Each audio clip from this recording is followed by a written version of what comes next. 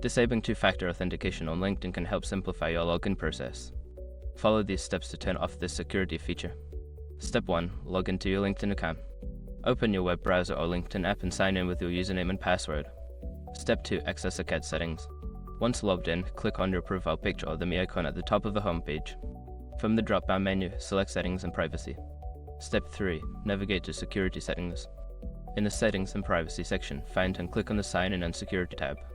This will take you to the security settings for your account. Step 4. Find two-step verification.